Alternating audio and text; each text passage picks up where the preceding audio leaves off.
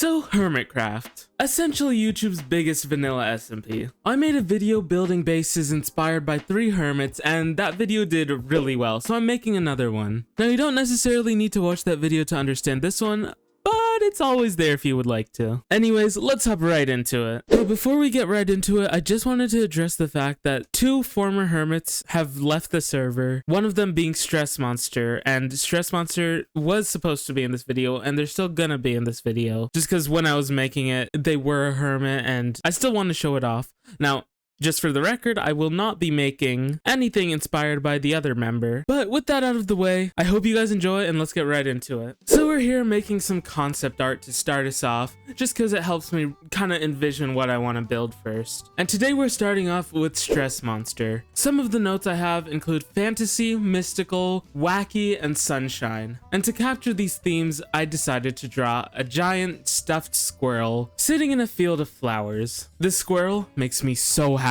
I love it so much. But that's it for the concept art. Let's hop into Minecraft and build this thing. I started off with just making the shape of the squirrel. I used the Axiom mod to generate the shapes, and then I was able to connect them together and go in with my hand and make them more organic. Once I'd gotten the main body done, I started work on the tail. And I noticed I'd made a mistake with the tail. I ended up making the very back part of the tail way more puffy than the main tail, so it ended up looking slightly wonky, but I think overall it was fine. Afterwards, I started work on the hands, and oh my gosh, the amount of cackling and laughing I was doing while making these. It's so silly, the little nubbins sticking out. I love it so much, oh my gosh. I finished off with the ears, and that was it for the shape. Coloring was pretty simple. I used a mixture of smooth red sandstone, terracotta, and regular red sand. It was the perfect color I wanted, and it was very simple in terms of shading. I experimented with using more vibrant colors for smaller highlights, but I wasn't too big of a fan. I could have probably played around more with it, but I just decided to scrap it and move on. Making the face was so fun, especially once it was done. It brought the cuteness scale so high. I used snow layers to give that little shine you see in a lot of cutesy eyes, and I love this technique, and I think it turned out great. Finally, I had to give the guy an environment to live in. I love building giant flowers. It's just something that's always so fun to me. So making this environment was just, I had the time of my life. This might be my favorite build I have ever done. But I think that's it for this build. Here's the final results. But with that, it's time to move on to the next one. And that next one is RenDog himself. The notes I have for RenDog include fantasy, futuristic, and space. And to capture these elements, I decided to look towards Star Wars. I don't know much about Star Wars at all, so all I did was find some random image off the internet that looks like a Star Wars building, glanced at it, and tried to imitate it the best I could, just because I still wanted it to be mostly my design. But with that, that is all for this concept. Let's get into Minecraft and start building. I started off by making some very basic terrain for our weird desert lighthouse thing to sit on. I don't really know what it is, but oh well.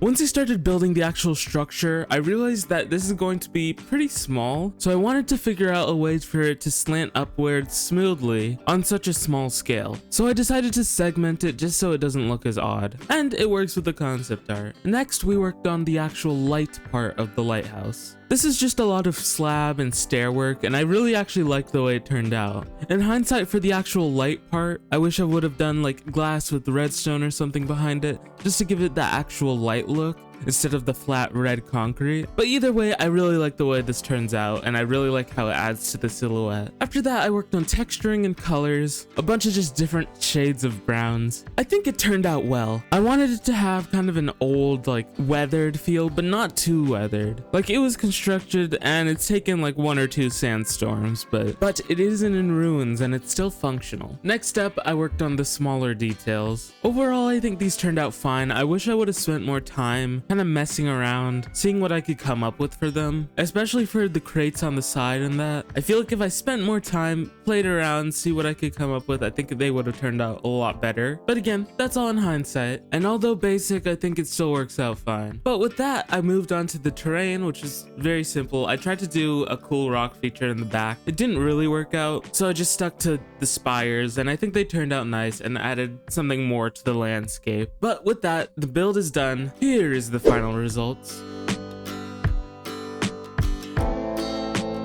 Let me know what you think, and let's move on to the next one. Now, last but not least, we are making a build inspired by GoodTimesWithScar. Guys, these names are getting longer and longer. I can't fit them on the screen anymore. Now, you may have noticed a trend with all of these characters here, and they all have a fantasy element to them. So I'll reveal, this is the fantasy episode.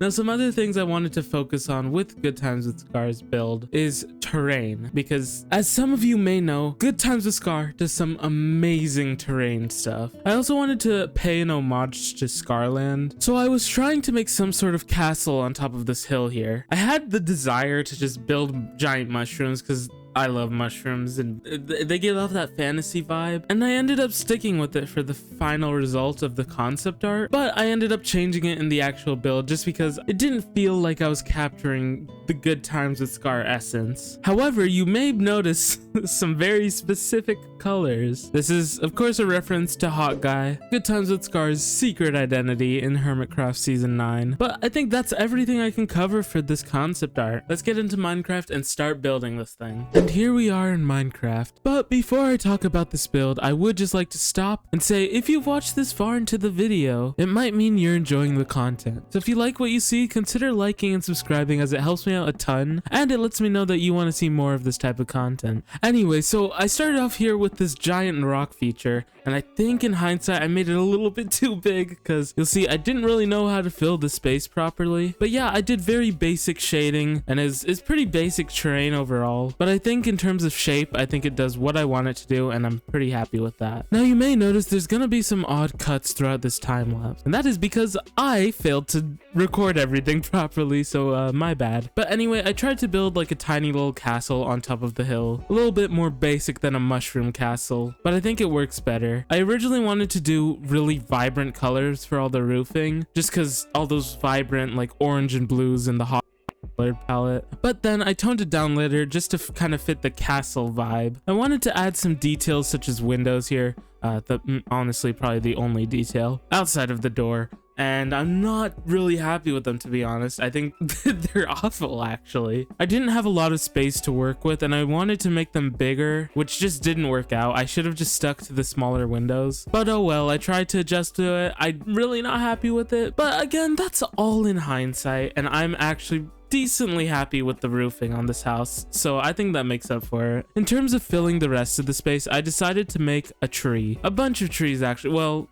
3 trees, actually. And not even, they're all one tree, but I just rotated it a couple times. Just for the sake of time, I couldn't be bothered to make 3 different trees, especially at the scale that they are. They are huge. Now, I really wish I would have recorded this properly because I think showing the process of these trees is really interesting to see. I don't usually build trees this big of a scale, but when I do, it's always really fun. Just so much room for detail, and it's amazing. And I'm really happy with these trees. These might be my favorite trees I've ever built. So although I don't have the process for you, I do have some screenshots because I saved steps throughout my process of the trees. But anyway, with that, that is it for the Scar build. Let's move on to the final results.